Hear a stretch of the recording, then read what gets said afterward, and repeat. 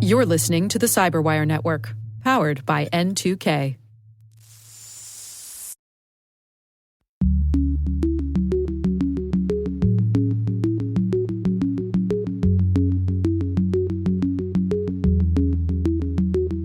We're seeing that especially during the coronavirus pandemic. People are fearful, people are emotional, there's a lot of uncertainty, and that is a perfect environment for disinformation to thrive.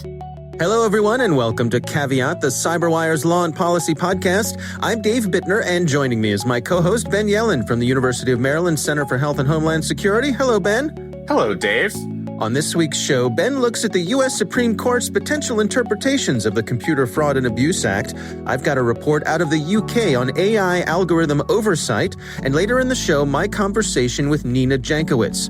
She's a Disinformation Fellow from the Wilson Center, and we're going to be discussing her book, How to Lose the Information War: Russia, Fake News, and the Future of Conflict. While this show covers legal topics and Ben is a lawyer, the views expressed do not constitute legal advice. For official legal advice on any of the topics we cover, please contact your attorney.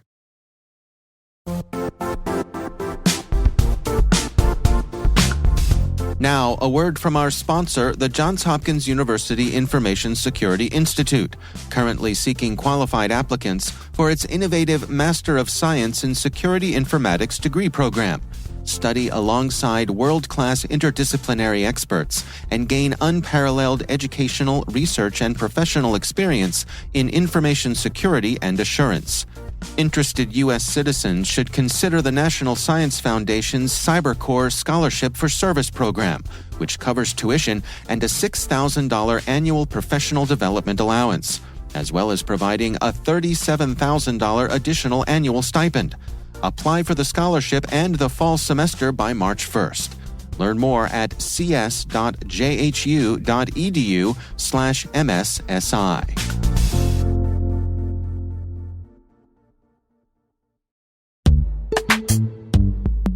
This episode is brought to you by Palo Alto Networks, the leader in cybersecurity. As AI-driven attacks increase, organizations can't afford to have network security that's stuck in the past. Discover how Palo Alto Networks can help you predict what's coming and proactively secure against it with a zero-trust, AI-powered network security platform built to secure whatever, whenever, wherever. To learn more, visit paloaltonetworks.com/network security platform.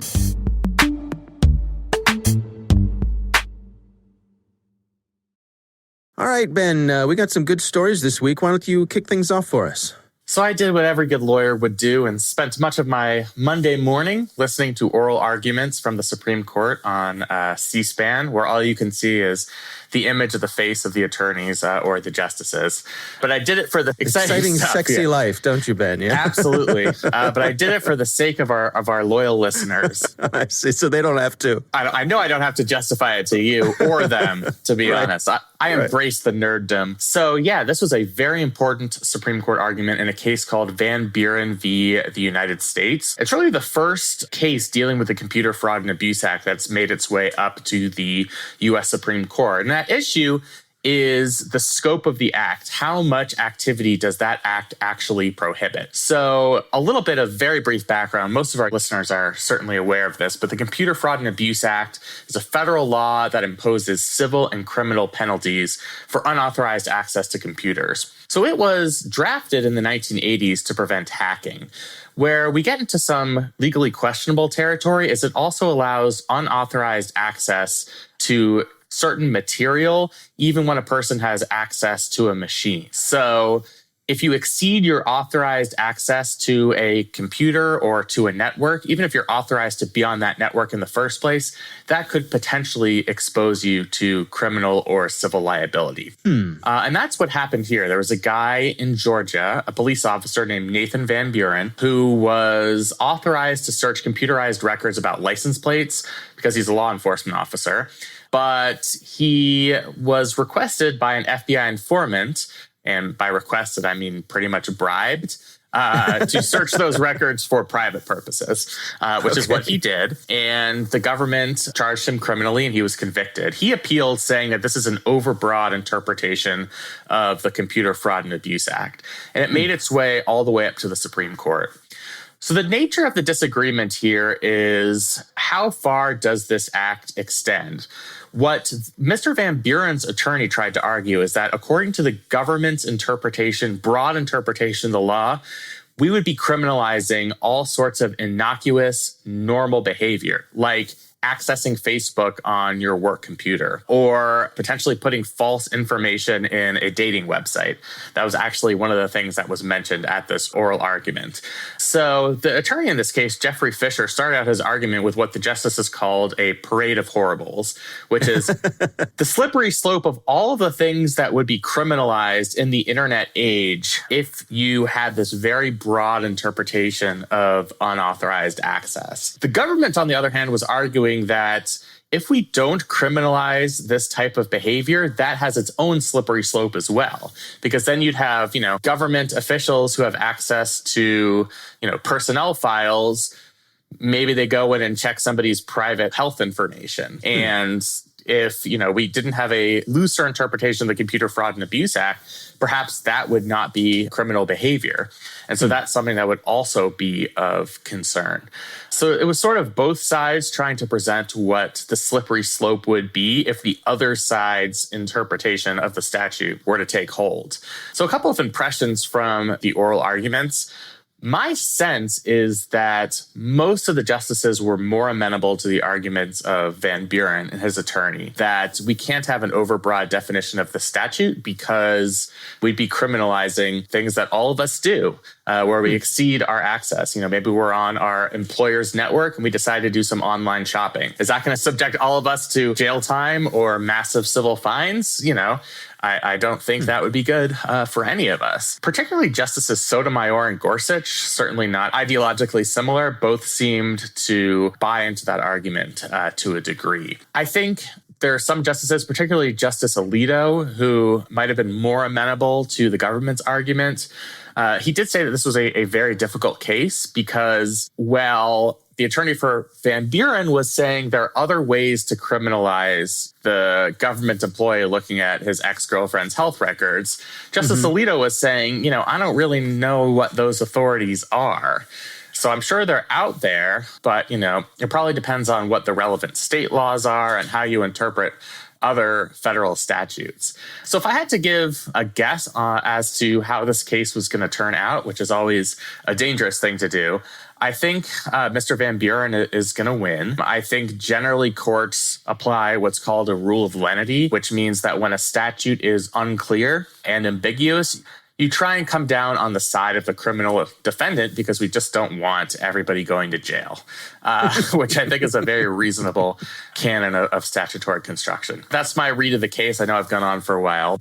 Now, I have a couple questions for you. So one thing that's come up in conversations about this is this notion of scraping, which is when, for example, a site like Facebook has a lot of information that's publicly facing, that's accessible, and someone comes in and programs their own system, sets up a bot or some kind of automated system to basically vacuum up that information. And there's an argument that that's in violation of the EULA, of the terms and agreements that you agree to when you sign up to be a user of this site. And so that falls under the Computer Fraud and Abuse Act. Did that come up in these arguments? It did not. I did not hear any discussion about scraping. I mean, there were a lot of discussions. Remember, we're talking about Supreme Court justices here, so they're not really technologically advanced. But there was a lot of discussion about just individual users on major social media platforms.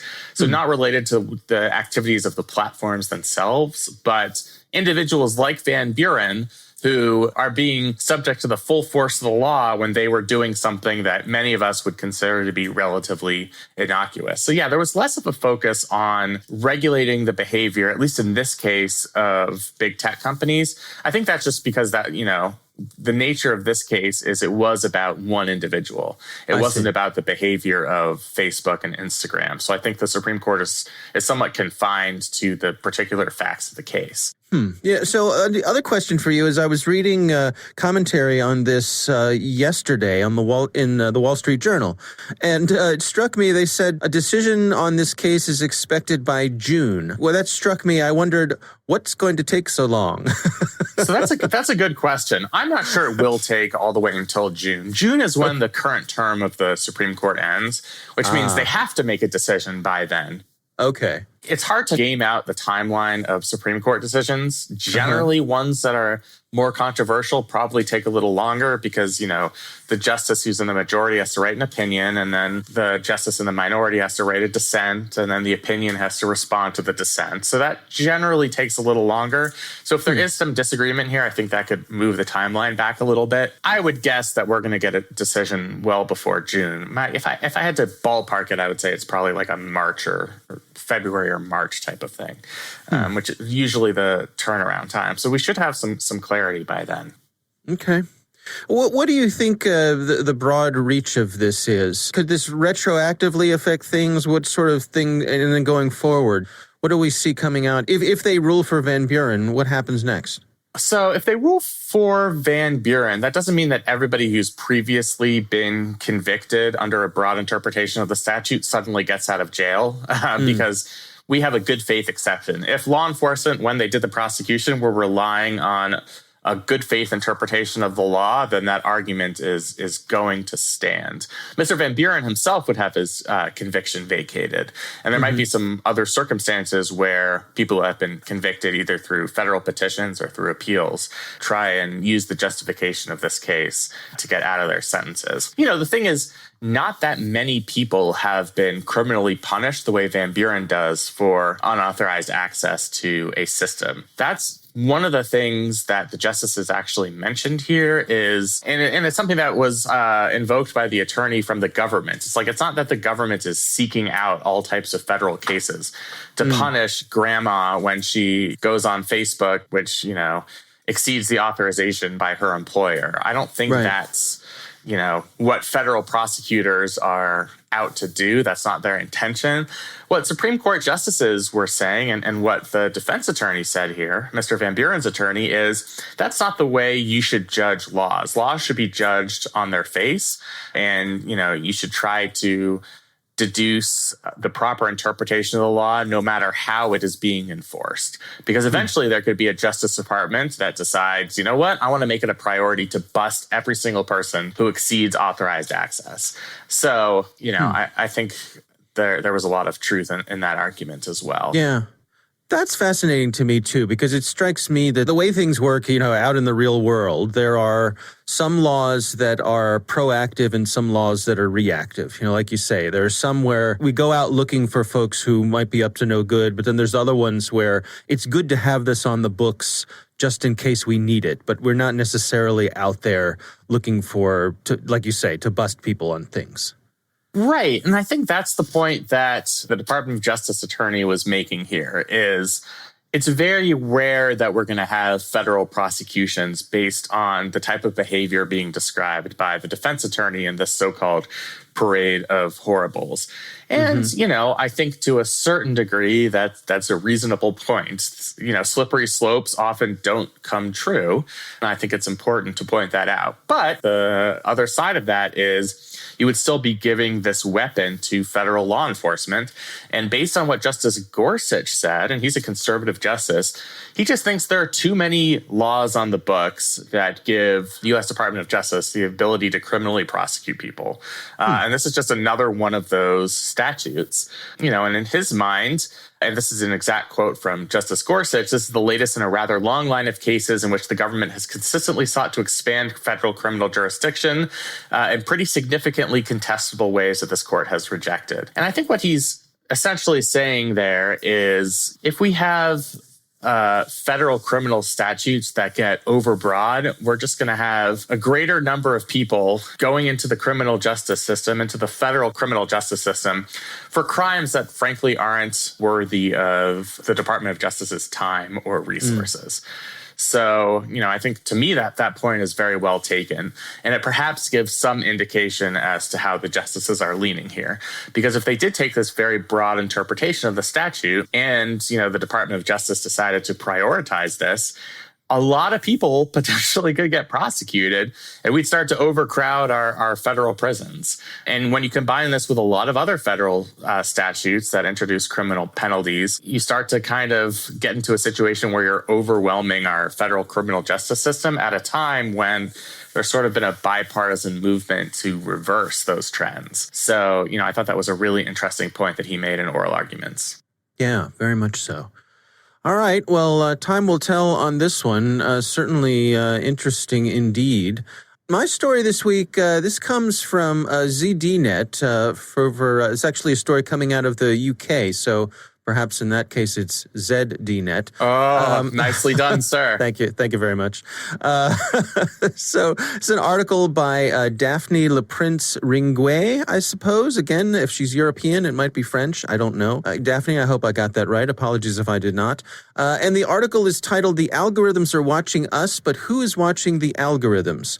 And this involves a 2-year investigation that the UK's Centre for Data Ethics and Innovation did, looking at artificial intelligence and how it's being used and whether it's being used properly and what sort of guardrails might need to be put on this process. It addresses a lot of the things that we've discussed here. Of course, policing comes up. They talk about how the Met Police over in the UK, they used a tool called Gangs Matrix to identify folks at risk of engaging with gang violence. But they found that it was based on out-of-date technology, and wait for it, it disproportionately featured young black men. I am shocked. Right? Shocked. Right, yes. How dare they be serving alcohol in this establishment? Yeah. Right. So activists voiced concerns, and they overhauled the database to reduce the representation of individuals from Black African Caribbean backgrounds. That keeps popping up time and time again, that these systems, they have, for whatever reason, and that reason seems to be the data we're putting into them, they have these biases. Also, I think just there's something creepy about predictive policing. Yes. There certainly is. Yeah. I mean, it goes against our notions of justice to try and predict criminal behavior before it actually happens. That is sort of counter to our values of things like the presumption of innocence. So, yeah, right. I mean, I certainly see that as problematic. Yeah, one of the points that this article makes is how important it is to build trust with the community as they're deploying these systems that use artificial intelligence. And they said that up to 60% of citizens oppose the use of AI-infused decision-making in the criminal justice system. And the vast majority of respondents, they said 83%, were not even certain how systems are used in the police force in the first place, which seems like there's an information gap there. They need to do a better job of educating the general public as to what's going on here. Very interesting. What's your take on this, Ben? Yeah, I'll first talk about the public opinion, and you've heard me say this before. I'm always skeptical of polling like this just because maybe 95% of the people who answered this poll really have no idea what AI is or how it's used. And it's very prone to changes in like question wording, how you ask the question. Like, I just don't think people have very well-formed opinions on the use of AI-infused decision-making. So just a note of caution there. I think the point about earning the public's trust is still incredibly important, no matter what the actual numbers are. If the public starts to feel that this tool is causing arbitrary arrests, and particularly that it's racially biased, then there's going to be a public backlash. There's going to be a lack of trust. It could further break down relationships between the public and law enforcement, which in this country are obviously quite strained. So, yeah, I mean, and I think that really is incumbent upon both the law enforcement agencies that decide to use this technology and the policymakers that are allowing it to be used, and in some cases providing the funding that allows AI-infused decision-making to be used. It can be a very effective tool. I think that's the point this article made. Algorithms, in their minds, can even actually identify our own biases, which would be extremely useful. But the fact that we're not there yet, and they are still showing these levels of racial biases, means that I think we really need to slow down, come up with governance bodies, both in our country and the United Kingdom, that really evaluate how this is being used, have independent review boards testifying to particular algorithms to make sure that they, are not discriminating against particular groups, and really build that public trust. And I think there's going to be a lot of cases that are thrown out because the evidence was obtained using AI-infused decision-making. And we now have articles like this and many others that we've discussed that cast doubt on the accuracy of that method. So it could end up hurting, law enforcement maybe more than it ends up helping law enforcement in the short run, at least. Well, and I'll get back on my soapbox here and get on that say that more and more. I wonder if we need some equivalent to the FDA for algorithms, for social media, for these sorts of things. In other words, before you're allowed to deploy something like this, just like before you're allowed to deploy a prescription medicine, it has to be tested. It has to be vetted. You have to prove to the government and through the government to the general public that first, this will do no harm. It seems like you're kind of angling to be appointed to this position. Yeah, that's what they need is me. They need you. I might have to run this by the president-elect. Right, yeah. Well, You're qualified. If asked, I will gladly serve, but I don't think that'll happen. Yeah. Is there anything to that notion? In terms of whether it's realistic, I don't know. I think that's something that perhaps more broadly would happen at the state and local level. In terms of as an idea, you've mentioned this sort of FDA-style agency in a number of different contexts. Yeah. You mentioned it in the context of social media. I think it's less likely there than it is here, because this is something where, you do have some extent of control. It's not like the federal government has that much agency when it comes to state and local police departments, but they do have some because these departments have to follow the U.S. Constitution. Right. And, it's just a more limited universe of people who would be using this technology as opposed to social media, which is really hard to regulate. I think that's this idea in the context of AI is actually more promising. And so I think that's something that would be a really interesting policy goal. I'm always skeptical that the federal government is going to do the right thing. You've probably gleaned that from my commentary. So yes. I don't see that as something that's going to be adopted quickly. I think this would be the perfect type of situation where you had an independent review board, people who were experts in technology, and then people who are experts in social science, people who have studied racial bias in other contexts. Get on a board and try to review these algorithms, open up the black box, and see what's inside. I think that actually might be the most sustainable solution here. So for once, I'm supporting you on your soapbox. Well, it's very diplomatic of you, Ben. I appreciate it. Absolutely. Well, we'll be sure to have you back next week on the show. So yes.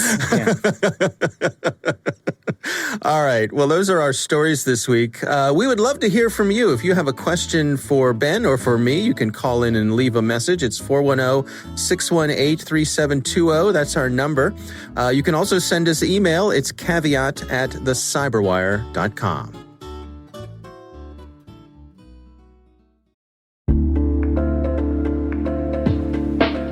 And now, a word from our sponsor, SpyCloud, the cybercrime analytics leader.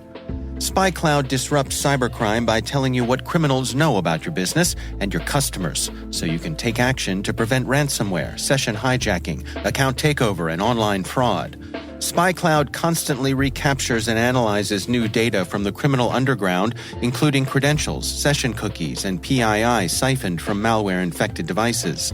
With knowledge of the specific exposed data criminals have in hand from InfoStealer malware on managed and unmanaged devices, security teams can respond with a more efficient and effective process called post-infection remediation that fits seamlessly into existing incident response frameworks. Get SpyCloud's post-infection remediation guide outlining the 7 steps for preventing a malware infection from becoming a full-blown ransomware incident. Visit spycloud.com/cyberwire. That's spycloud.com/cyberwire. And we thank SpyCloud for sponsoring our show.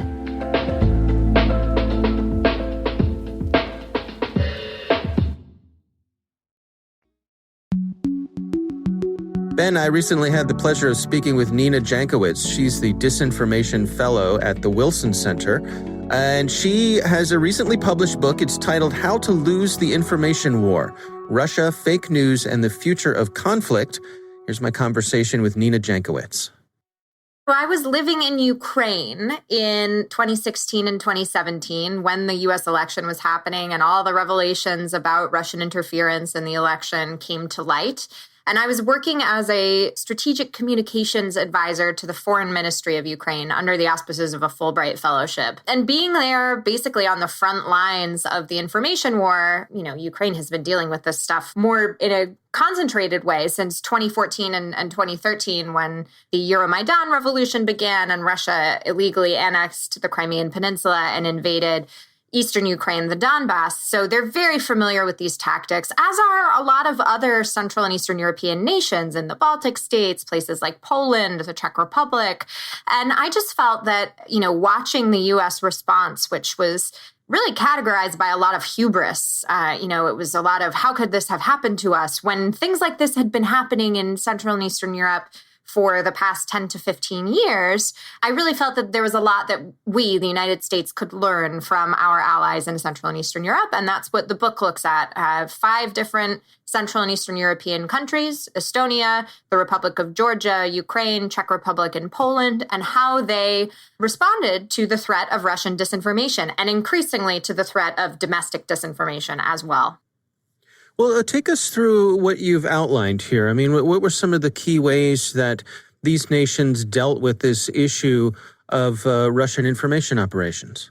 So one of the most important things is that they all recognize that it's a problem, which I don't think that we can say for the United States, frankly. I mean, I did a hearing a couple weeks ago for the House Intelligence Committee, and only the Democrats showed up. It was a hearing on disinformation and conspiracy theories ahead of the election, and the Republicans just did not deign to make an appearance. And that's very saddening to me because I've briefed Republicans on the Hill before. They care about these issues, but it has become so politicized to even talk about disinformation, particularly in the context of Russia. And that leaves us vulnerable, frankly. Over the past 4 years, we've done very little to raise the costs for actors like Russia who are using disinformation to achieve their policy goals, to affect and influence our political conversations. And the fact that we're allowing it to be politicized and not even addressing the lowest hanging fruit in terms of dealing with the problem, like transparency around political ads and mandating that through Congress, just shows how difficult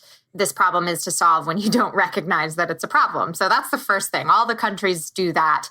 They also invest in people. They recognize that we can't solve this problem just by deleting offending accounts. We have to invest in healing the fissures in our society that make disinformation so palatable, so appealing to many parts of the population in the first place. And they do that through things like media literacy and digital literacy, investing in public media, journalism as a public good, which, when we look at our media landscape here in the States, there are very few outlets that are incredibly highly trusted, particularly in the for-profit media space. There's a little bit better trust in public media, but they're severely underfunded. It's something like $1.35 per person per year in America that we spend on the Corporation for Public Broadcasting, which it pales in comparison, of course, to many other developed nations, which are more resilient to disinformation. So those things are really important. And then finally, the third lesson is that, there's homegrown disinformation. And frankly, our foreign adversaries use those homegrown vectors in order to launder their narratives into the legitimate American information ecosystem. And so to really crack down on foreign disinformation, we have to recognize and disincentivize the fact that it's being used domestically by fringe political actors as well. It strikes me that I think for a lot of us who have been watching these sorts of things unfold, for those of us who consider ourselves to be taking an evidence-based approach to life and to politics and these sorts of things. I mean, I think personally, I find myself hearing some of these things that that make their way through the media, things about, well, the famous example of the pizza shop and the pedophiles in the basement of a pizza shop. And I'm left scratching my head and thinking to myself, well, how could anyone believe that? And yet, time after time, we see these things that they do gain traction and they get amplified and they make their way through certain communities like a forest fire. Yeah, well, and we're seeing that especially during the coronavirus pandemic. People are fearful, people are emotional, there's a lot of uncertainty, and that is a perfect environment for disinformation to thrive. All of those things contribute to the emotional manipulation or the ease of emotional manipulation that disinformation uses as a hallmark. And I think that's one of the big misconceptions about how the entire phenomenon works, right? People think it's, something that can be easily spotted, a troll account with an egg on Twitter and a bunch of, letters and numbers as its handle, or a bad Photoshop job, or a clearly fake news website. Actually, disinformation is rarely cut and dry fakes like that. It is more often than not playing on real grievances in society and our emotions. And that's why things like the QAnon conspiracy theory or Pizzagate, which is a subsidiary of that, or perhaps the seed that started QAnon, have gained so much traction because people are trying to make sense of this crazy world around them. And frankly, those narratives that are emotional, that appeal to their base instincts, are more appealing than the actual fairly boring, nuanced explanation of how the world is working right now. And again, we're seeing more of these conspiracy theories being latched onto during the pandemic. And that's partly because of the incentive structure on social media that allow this to happen. The most engaging content is often the most enraging content. And the social media platforms don't really have an incentive to change that incentive, right? That's what gives them the information that keeps eyeballs on ads and funds their business model. And so I think we really need somebody to step in and change those incentive structures around, number one, but also look out for users. Not necessarily, actually practicing content moderation. I don't want the government involved in that, but I do want the government involved in, seeing if the platforms are doing their due diligence, not just taking them at their word that they're taking down foreign influence operations or content that has an effect on public safety, terrorist content. We've just seen an online organized attempt to kidnap the governor of Michigan taken down. That sort of stuff is all thriving on social media right now. And that's why I think we need a little bit more oversight and transparency from an expert, nonpartisan third party. And that's the ideal function for government. Yeah, I can't help wondering, do we need some sort of, online version of the EPA? I'm thinking of, if a factory is polluting a local river, well, it's going to come to a point, we hope, where the government will come in and say, we've tested the water here and you're above the legal levels, knock it off.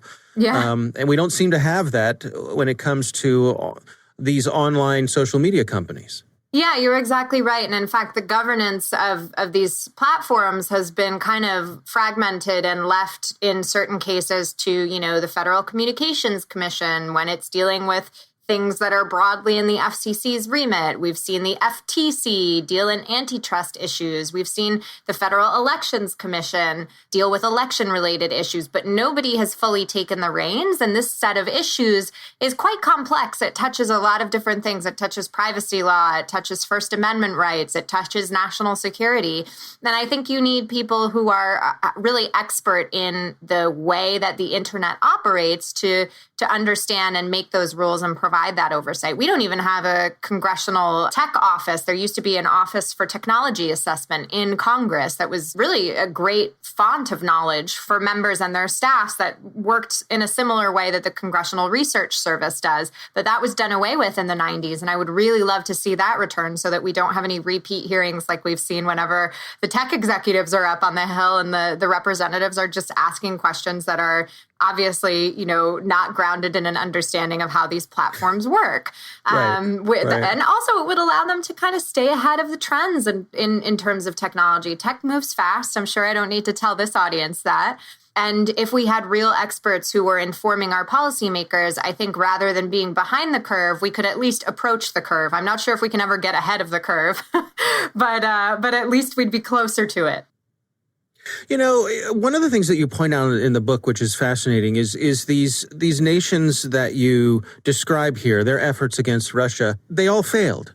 And I'm reminded of that line from the movie The Princess Bride. You've fallen for one of history's great blunders, which is never get involved in a land war in Asia. I mean, is it one of history's great blunders to get involved in an information operation war against Russia? Well, I think we've let Russia get the upper hand to some extent because we refused to acknowledge the signs that this was becoming a reality of today's information environment. It is what me and a co-author have called enduring information vigilance and perpetual information competition when we were writing for a paper for an audience that was a military audience, which probably isn't surprising given those terms. But we need to understand that this is going to be constant now. And we need to set up our government, our civil society, our media to respond to it. And I'm not saying we need to get in, hand-to-hand combat or the equivalent of that online, but we do need to shore up our offense in terms of building up societal responses, people's reflexes to the types of dirty tricks we're seeing online. I think so many individuals are just not aware of the many ways that you can be duped. Not only, we've just seen recently a DOJ indictment of Russian hackers who were responsible for hacking operations and in some cases hack and leak operations on several different continents in the UK, in the Republic of Georgia, in Ukraine, and here in the United States, as well as the Olympics in South Korea and Pyongyang. Clearly, this is part of Russia's toolkit now, and it's not just in the cyber domain. It affects the information domain as well. So we really need to think about building those more resilient societies, understanding or allowing people to understand that this is a reality and they need to protect themselves, not only in the cyber domain, making sure that, their own digital security and IT hygiene is up to snuff, using a password manager, two-factor, et cetera, understanding how phishing works, but also understanding the ways that they can be targeted with information, which is not something that I think most people recognize. We've all developed the reflexes where we know to hang up on somebody who's asking for our social security number in a phone scam, or to delete an email from someone who claims to be a Nigerian prince and is going to give us $1 million. But we've not developed those same reflexes for the social media environment. And that's one thing that I think, we can start investing more in. It's going to be a generational response. But the countries that are, making some headway in fighting Russia's information war in my book are all countries that have really started investing in those human responses. What sorts of price do you think we could make Russia start to pay? If we find ourselves with an administration who decides to come after this aggressively, what sort of tools do they have in their toolbox? I am not of the opinion that any sort of red line that we draw or price that we try to make a bad actor pay is going to act as enough of a deterrent. We've seen those sort of red lines drawn in the cybersphere with relation to Russia, North Korea, China, Iran even. And I don't think that they've had too much of a deterrent effect because, and this is even more true in the informational sphere, the return on investment for a successful operation is so high compared to the cost that is sunk in these sorts of operations. And with information operations, you really just need the human investment. You might need to pay for a few ads, but that's becoming decreasingly useful for these groups. It's just about the manpower. And we know, for instance, that the Internet Research Agency spends about $12 million a year. That's not very much when you consider the outsized effect that the amplification of the materials that they put out there in the 2016 election had, and certainly the reflective or reflexive image building that it's done for the Kremlin as well, kind of portraying the Kremlin as this all-powerful information superstar, when in reality their strategy is a bit more like throwing spaghetti at the wall. At any rate, I think we could have more powerful sanctions against Russia for what it's doing. We could also see, a future president telling Putin in no uncertain terms that this is a problem and that we're not going to tolerate it, that we're going to continue calling it out in international circles and not really just take this lying down. What we've seen instead from the Trump administration is kind of a bifurcated policy where on paper, it looks good. We've sanctioned the right people. We've called them out. But in person, instead, We've seen, President Trump joking with President Putin about fake news. He says, don't you meddle in the election. That's a quote that our president said to Putin not long ago. So that's a very mixed message, and certainly not something that sends the right, signal to Russia that we are serious about this non-interference. So hopefully with a change of administration or perhaps a change of heart in the Trump administration, we could see a stronger signal sent. But as it is now, that signal is absolutely muddled. Are you optimistic? Do you think we have a chance at getting control over this to the point where it's not the issue that it is today? It would be hard for me to get out of bed in the morning if I didn't think we could do something about it. Mm-hmm. I do think that, there are a lot of things that we haven't even entertained yet. Over the past 4 years, we really have not seen a good faith effort by the U.S. government to tackle this problem. We have seen parts of the U.S. government dealing with it. In particular, the folks at the Department of Homeland Security, Cyber and Infrastructure Security Agency have done some really valiant work, but they're a small team and they're underfunded. There are other similar teams across the government. If we had a united strategy that was bringing together the best brains in, Russia policy, cyber policy, strategic communications in a node in the federal government, I'd feel a lot better. But as it is right now, we don't have that sort of joined up policy. That's a problem.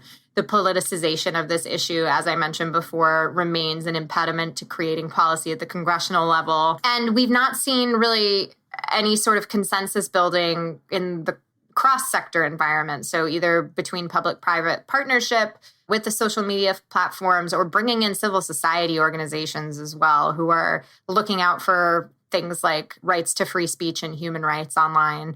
I think there are so many smart people who are working on these issues in the United States that, yes, we can absolutely make a dent.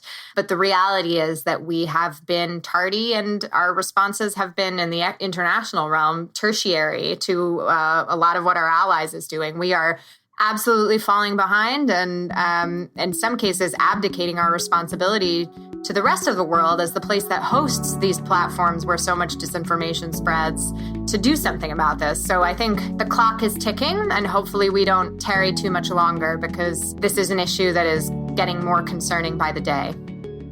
All right, Ben, interesting conversation, huh? Yeah, I loved it. She's a great guest on our podcast, and I think one of the best interviews we've done. Just a very interesting analysis. Obviously, she's one of the top experts in her field, so I really enjoyed hearing her perspective. One thing that stuck out to me in what she said is, generally as a society, we're pretty good at identifying scam phone calls, people who call us and try and ask for money. We're decently good at the most obvious phishing emails, like the Nigerian print scenario. But we're just not, at this point, adept in dealing with social media disinformation. And as she said, this is going to be a generational problem. And to be frank, it's more a problem with people who are more advanced in age. And, it is something that we really are going to have to confront because it's having a very detrimental effect on our society. And it's not going to be an easy process because a lot of the same people who trust disinformation on social media sites distrust information, perhaps sometimes with good reason, from the mainstream media. So if you have somebody like Nina coming in and saying, you can't trust what, you read on that meme, out of focus meme you read on Facebook, that sometimes hardens people into trusting that type of information even more. So yeah, these are the types of things that I stay up late worrying about because I just think this is going to be a really difficult problem to solve. But I'm glad we have experts like Nina who are providing us the information that we need to start to address this problem. Yeah. I really enjoyed that conversation with her, and we appreciate her taking the time with us. Again, the book is titled How to Lose the Information War, Russia, Fake News, and the Future of Conflict. Really good read. I highly recommend it. So again, thanks to Nina Jankowicz for joining us. That is our show. We want to thank all of you for listening. The Caveat podcast is proudly produced in Maryland at the startup studios of Data Tribe, where they're co-building the next generation of cybersecurity teams and technologies. Our coordinating producers are Kelsey Bond and Jennifer Ivan. Our executive editor is Peter Kilpie. I'm Dave Bittner. And I'm Ben Yellen. Thanks for listening.